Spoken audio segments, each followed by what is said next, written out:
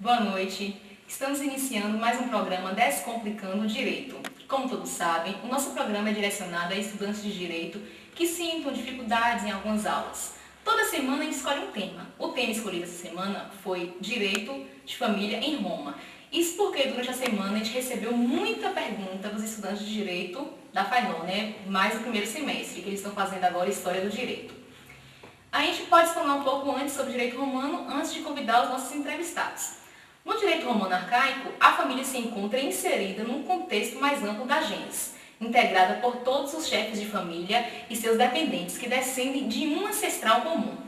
Em sentido estrito, contudo, a sociedade romana organizava-se em torno da chamada família, próprio e iure. Falaremos hoje sobre alguns temas de direito de família em Roma, como emancipação, curatela e curatela. Para falar sobre esses temas, a gente convidou o doutor Sérgio Caracas, que ele é advogado e ele é doutor em Direito de Família, e também a doutora Daniela Ornelas, que também é advogada e ela se especializou em Direito Romano. Boa noite, doutores. Boa noite. Muito bem-vindos ao nosso programa. É com prazer enorme que a gente recebe vocês aqui hoje. A primeira pergunta que a gente selecionou foi do estudante Romeu Jacobretti, da FAINOR, em Vitória da Conquista. Ele mandou uma pergunta direcionada ao doutor Mário Sérgio, Ele pergunta assim: queremos ouvir do ilustríssimo convidado do programa, doutor Mário Sérgio, um pouco sobre o termo emancípio no direito romano. Quais pessoas poderiam ficar emancípio? Em primeiro lugar, eu queria agradecer pelo convite. Esse programa tem uma audiência importantíssima para os estudantes do direito. E no que diz respeito ao direito romano no âmbito arcaico, eu gostaria de ressaltar as relações que o direito de família leva em consideração. A sociedade é dividida entre livres e escravos. E aí nós temos o sui iuris e o alieno iuris. O sui iuris é a presença do chefe de família, é o pater familias. E o alieno iuris é representado pelo restante da família, os filhos, as filhas, a esposa e também os escravos. Partindo disso, para o emancípio, aí eu digo a você que todas as pessoas, à exceção do chefe de família, à exceção do sui iuris, podem estar sujeitas ao emancípio. Ou seja, os alieno iuris que estão sujeitos ao emancípio, ou seja, o direito alheio. Doutora, é importante ressaltarmos também que as mulheres eram emancipadas pelos pais, que gostariam de libertá-las do poder que exerciam sobre elas, porque o emancípio era como se fosse uma compra, Isso. Então as mulheres também poderiam ficar emancípio, Exatamente. serem emancipadas. Com certeza. Doutora Ornelas, em relação à emancipação nesse contexto, o que a senhora pode nos dizer? Bom, como regra, os filhos só poderiam se tornar suiures com a morte do pater familias, que era o chefe da família.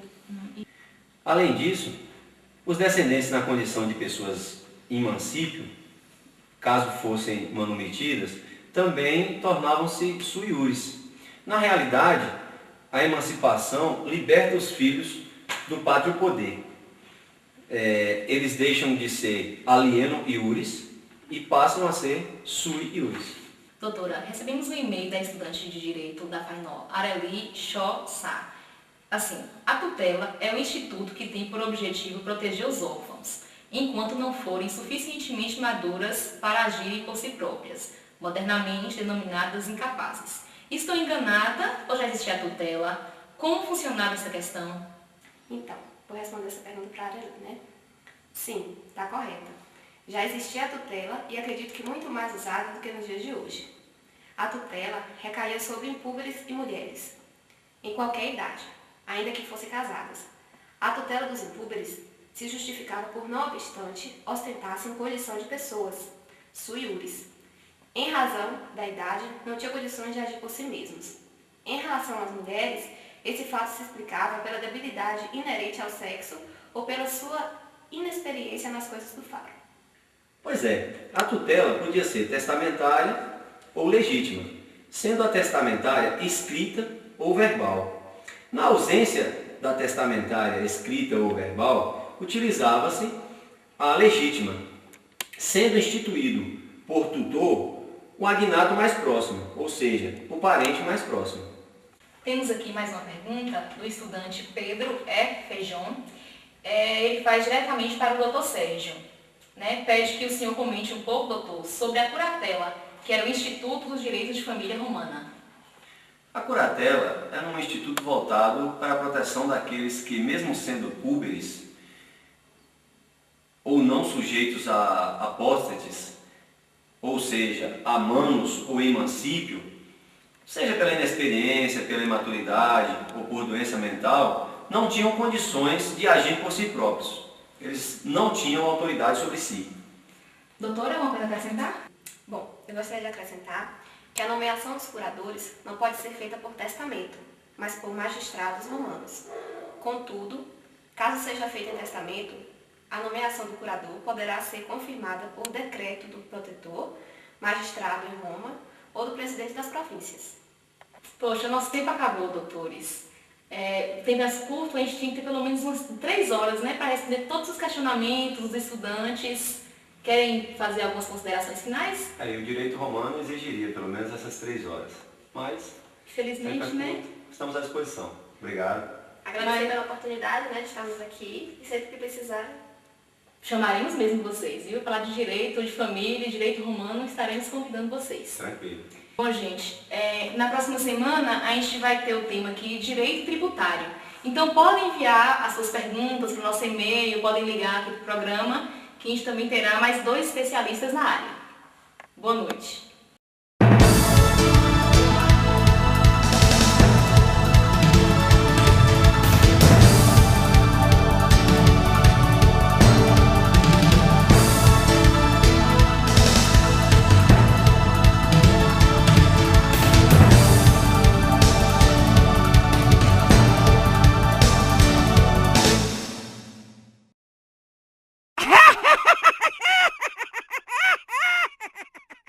O tema escolhido foi direito romano.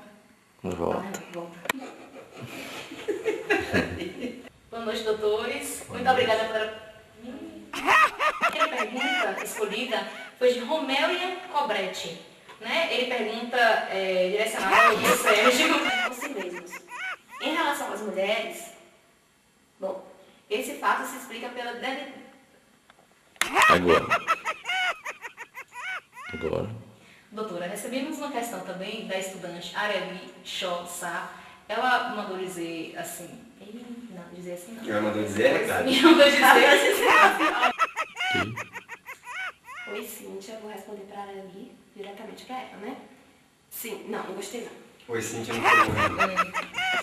Doutor Sérgio, quer acrescentar mais alguma coisa?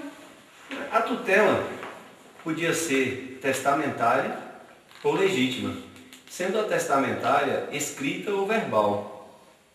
Só que, na ausência da testamentária, é que se usava a legítima. Veja só como funcionava. Existiam as duas, mas a via de regra instituía